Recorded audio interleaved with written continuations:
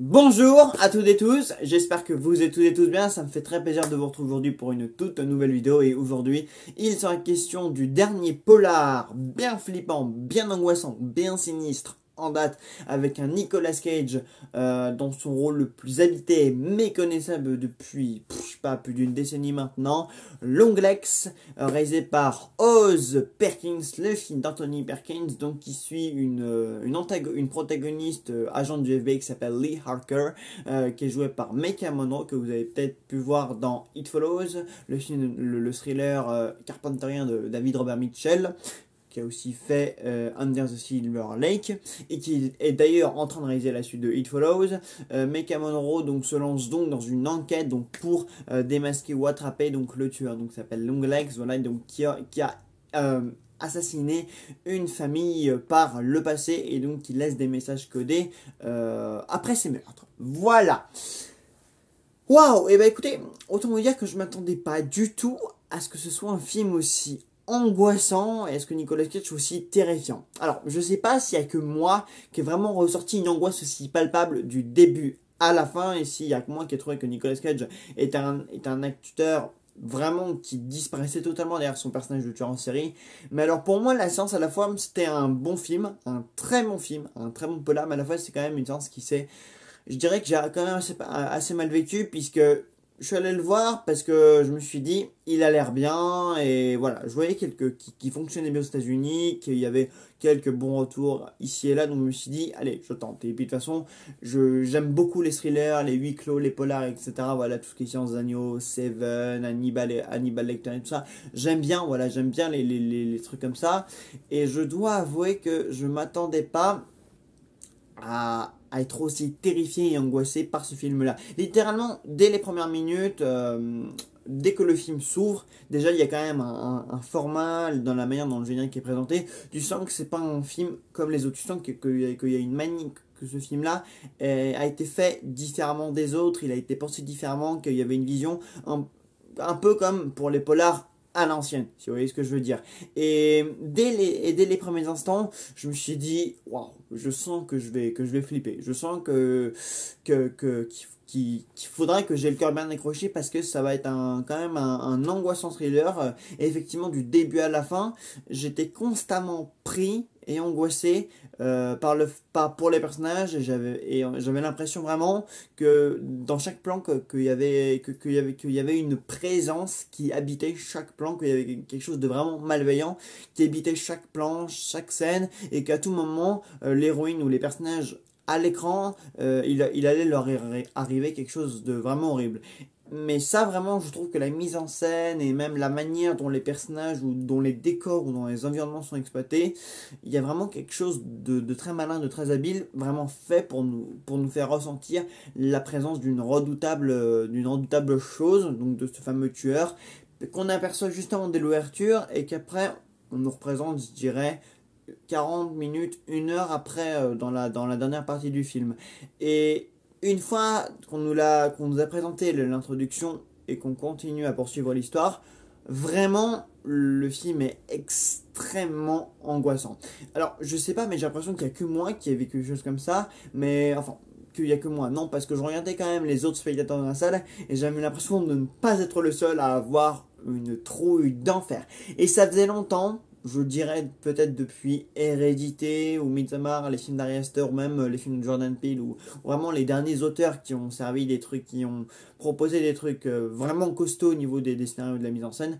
Je dirais que j'avais pas eu aussi peur au cinéma depuis très longtemps, que j'avais été aussi angoissé, parce que et en fait, il y a un mélange entre la peur et l'angoisse. Il y a une volonté, parce que des fois, il y a des plans où il y a des choses qui apparaissent comme ça subitement. Et c'est comme des jumpscares, mais des jumpscares vraiment très bien faits. Ça veut dire que parfois, il va y avoir un plan, et puis le plan suivant, il va y avoir une chose qui va nous sauter aux yeux. Et où on va dire, oh, waouh. Et vraiment, c'est si bien filmé, c'est si bien mis en scène, et c'est tellement inattendu que vraiment on sursaute, mais c'est un sursaut qui se répète, et c'est un sursaut violent, quoi. Vraiment, c'est pareil. La première apparition de Longlegs, du coup, la caméra, les premières minutes, littéralement, je sais pas trop comment vous expliquer ça, parce que c'est fait d'une manière très particulière, mais la caméra en fait ne filme pas son visage et s'arrête à cette partie-là du visage. Et genre juste avant vraiment d'entamer le générique ou l'histoire en elle-même, il y a un tout petit jumpscare, un tout petit sur la caméra. Et là tu dis waouh, c'est quand même bien monté, il y a un rythme, il y a une manière de rythmer le montage et même la mise en scène qui fait que c'est quand même que ça fout quand même les jetons. Donc ouais, c'est pas un film qui met bien, qui met tranquille, mais c'est vraiment ça qui en fait toute la force parce que vraiment euh, il y a vraiment quelque chose, même pendant tous les flashbacks, où on nous explique les meurtres qui ont été commis par le passé, parce qu'en fait, le tueur en série et l'héroïne du film, enfin, du coup, l'enquêtrice du FBI, sont intimement liés, en fait. C'est vraiment, il y a une histoire entre les deux qui nous est expliquée tout du long. Et c'est pour ça, en fait, il y a vraiment quelque chose de malsain, c'est quand même très très glauque et c'est là en fait que intervient comme et c'est là qu'on reconnaît en fait il y a un grain et même par c'est quand même assez macabre parce qu'on c'est limite un mélange entre Amityville, Shining, enfin non pas Shining mais plutôt le Silence des Agneaux, un petit peu de Seven, un petit peu de Zodiac, vous savez l'excellent polar de David Fincher, celui qu'il a fait après Panic Room, Seven, etc. Il y a un condensé d'un peu de tout ça et un condensé de tout ça avec une pellicule en fait à l'ancienne, pas une pellicule moderne. Voilà, c'est ça que je voulais dire. C'est là où je voulais vraiment venir, c'est que c'est un polar qui est filmé comme à l'ancienne et qu'on retrouve une angoisse comme dans les anciens polars des années 90.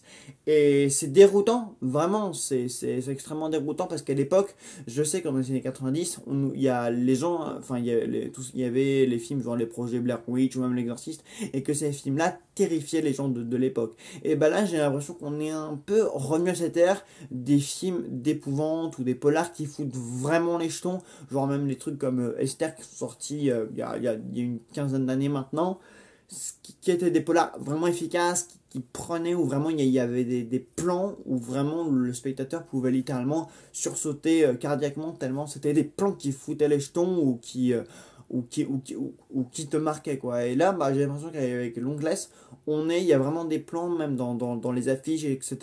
Il y a vraiment quelque chose qui est fait pour mettre une ambiance assez malaisante ou assez malsaine. C'est un film quand même qui est très malsain. Et même dans l'attitude, comme le tueur en série, il est filmé. Surtout, il y a une scène d'interrogatoire vers la fin. Cette scène, elle est juste terrifiante au possible. Et vraiment, en fait, c'est un film qui est conçu pour qu'à aucun moment il y a de temps de faiblesse. À aucun moment, tu vas te reposer un peu et dire, ok, là c'est bon, on est sur un rythme un peu plus calme, un peu plus tranquille, un peu plus bon enfant, ça y est. Et non, en fait, le film est constamment comme ça, constamment, on est dans une inquiétude d'avoir peur de ce qu'on découvre le plan suivant ou de ce qui va arriver le plan suivant. Il y a toute une séquence où l'héroïne est chez elle et on sent qu'il y a une présence autour d'elle et à ce moment-là tu te dis mais c'est pas possible, elle va se faire attaquer ou il y a un truc qui rôde autour, il y a quelque chose qui est préparé en fait constamment. Tout tout le film en fait prépare au climax avec cette présence, avec comme si on avait l'impression qu'en fait la caméra, on était dans ce que voit le tueur en fait. On a l'impression d'être du point de vue du tueur alors que pas forcément, mais c'est juste que dans la mise en scène on a vraiment l'impression que que les personnages sont constamment épiés et que le mal les attaque. On a l'impression en fait d'être à la place du mal ou d'être à la place du tueur et c'est pour ça que le film est vraiment constamment angoissant. Donc franchement, je le conseille mais pas à tout le monde. Voilà, par exemple si vous êtes peureux comme moi ou si vous sursautez, je sais pas si je peux vraiment vous conseiller ça parce que vraiment vous risquez vraiment de ne pas passer un très bon moment. Moi j'avoue que j'ai quand même bien aimé parce que j'aime beaucoup les thrillers et j'aime beaucoup quand même être happé dans une intrigue et avoir peur pour les personnages et être impliqué dans l'intrigue et dans une enquête comme ça. Mais j'admets qu'il y a quand même certains plans ou certaines scènes où j'étais quand même assez, où j'étais où j'étais pas tranquille en fait avec ce qui se passait à l'image, parce que l'image en plus ose quand même des images fortes, ose des images virulentes et c'est ce qui renforce en plus toute l'atmosphère qui règne. Donc voilà, si vous êtes amateur de polar, de thriller et d'enquête policière ou même des romans de Stephen King ou du cinéma de Fincher, je pense que ce film devrait vous plaire. Alors par contre, je préviens tout de suite, mais voilà, pour celles et ceux qui sont un peu sensibles, qui peuvent facilement être angoissés ou terrifiés vraiment devant un polar plutôt angoissant avec une atmosphère plutôt palpable et des performances d'acteur quand même assez terrifiantes et habitées, parce que vraiment là c'est ce qu'est Nicolas Cage. Il est quand même, on le reconnaît pas, voilà, il disparaît en fait sous un masque de tueur en série, vraiment sadique, diabolique. Voilà, ce film en lui-même est sadique et diabolique. Voilà, il y a quand même des scènes qui mettent une forte tension, et je le vois quand même dans ma salle, dans la salle où moi j'étais, les gens étaient quand même pas le plus à l'aise, pas le plus détendu. Donc voilà, je vous préviens, si vous êtes un peu sensible et que vous aimez pas trop tout ce qui est tout ce qui est sang, tout ce qui est violence, bon là du coup je vous dirais plutôt d'y aller à reculons, mais globalement je le recommande. Voilà, bah écoutez, merci de m'avoir écouté. Allez, hors ceci, voilà, n'hésitez surtout pas à me donner votre avis dessus, et puis on se retrouve très très vite pour une nouvelle vidéo. Salut à tous.